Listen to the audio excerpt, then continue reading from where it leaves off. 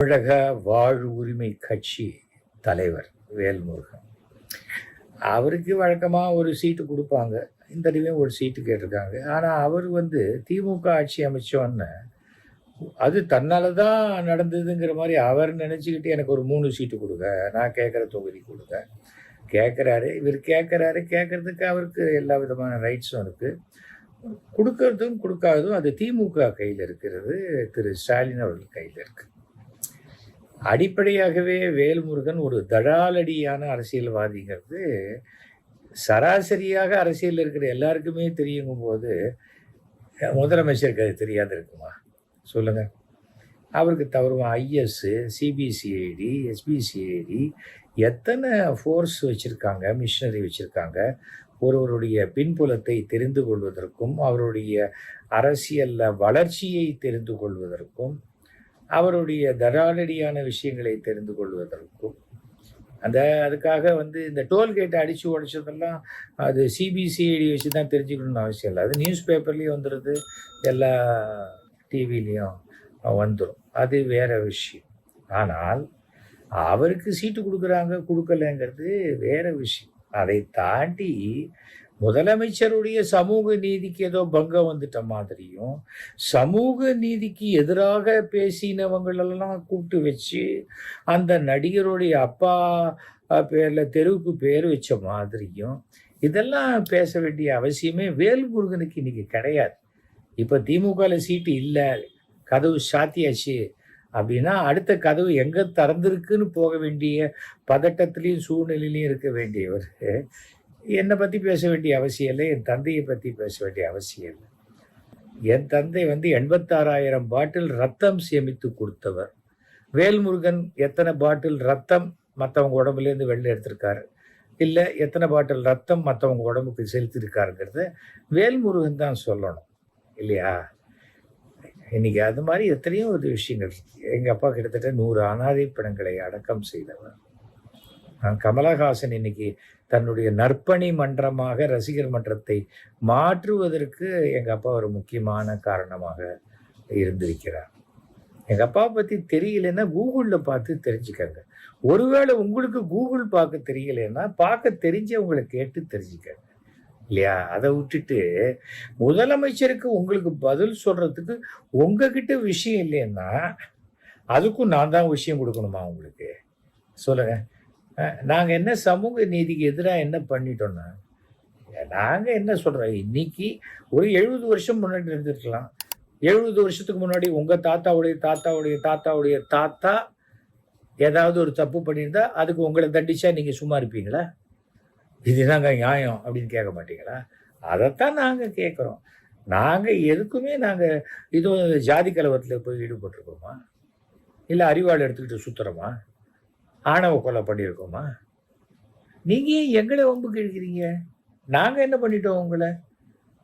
உங்களுக்கு தான் உங்களுடைய தலைவர் உண்மையான நீங்கள் உங்களுடைய சமூகத்துக்காக நீங்கள் போராட போறீங்கன்னா தந்தைக்கும் மகனுக்குமான ஒரு போராட்டத்தில் ஐயா ராமதாஸ் ஐயா, நான் உங்களை ஆதரிக்கிறேன், நான் வரேன், உங்களுக்கு உங்களால தான் நான் வந்தேன் அப்படின்னு நீங்கள் அவர்கிட்ட போய் சேர்ந்துருக்கணும். அதை விட்டுட்டு என்ன எங்கே எழுக்கிறீங்க? நான் ஏதாவது கட்சி வச்சுருக்கேன்னா, நான் ஏதாவது மயிலாப்பூரில் சீட்டு கேட்டேன்னா, இல்லை பண்ருட்டி சீட்டு எனக்கு தான் கொடுக்கணும்னு நான் சொன்னேன்னா, எதை மைக்கை பார்த்தாக்க எதை வேணா பேசணுங்கிறத இன்னுமா நீங்கள்லாம் கற்றுக்கலை? எனக்கு ஆச்சரியமாக இருக்குது. அரசியலில் நீங்கள் எனக்கு தெரிஞ்சு 2006 நான் சட்டமன்ற எம்எல்ஏவாக இருந்தபோது நீங்களும் தான் இருந்திருக்கீங்க.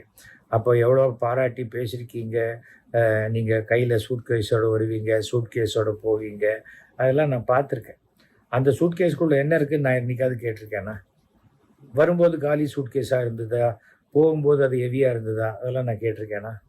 நான் கேட்டதே கிடையாது. நான் கேட்க மாட்டேன். ஏனென்றால் அது உங்கள் சூட்கேஸ், அதுக்குள்ளே என்ன வேணால் கொண்டு வரதுக்கு உங்களுக்கு ரைட்ஸ் இருக்குது இல்லையா? சமூக நீதியை பற்றி நாங்கள் எதிர்க்கிறீங்க. உங்களுக்கு கலைஞரை பற்றி தெரிஞ்சிருக்கணும்னு நினைக்கிறேன். தெரிஞ்சிருக்கோம் இல்லையா? ஏன்னா அவர் தானே அப்போ சீட்டு கொடுத்தாரு. கலைஞர் தன்னுடைய நெஞ்சுக்கு நீதி 5வது பாகத்தில் என்னை பற்றி அரை பக்கம் எழுதியிருக்காரு. வேணா படித்து பார்த்துக்கங்க ஓகேயா? இன்றைக்கும் போய் திருப்பி ஜாதியை வச்சு இன்னொரு ஜாதிக்கு எதிராக பேசுறதுனால எந்த ஓட்டும் உங்களுக்கு வந்துடாது. ஓகே, பண்ருட்டியில் போய் எஸ்வி சேகரை பற்றி பேசினா உங்களுக்கு ஓட்டு விழுமா? விழாது.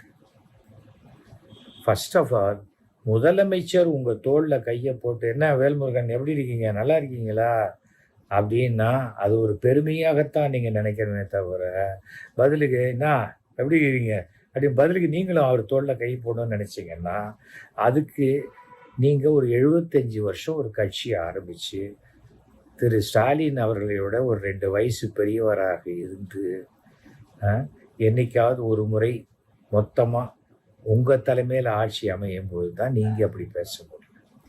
ஸ்டாலின் அவர்கள் உங்ககிட்டலாம் ரொம்ப பெருந்தன்மையாக நடந்துக்கிறார் அப்படின்னா அது அவரை பலகீனம்னு நீங்கள் நினைக்கிறது, அது உங்களுக்கு தான் பலகீனமாக போகும்.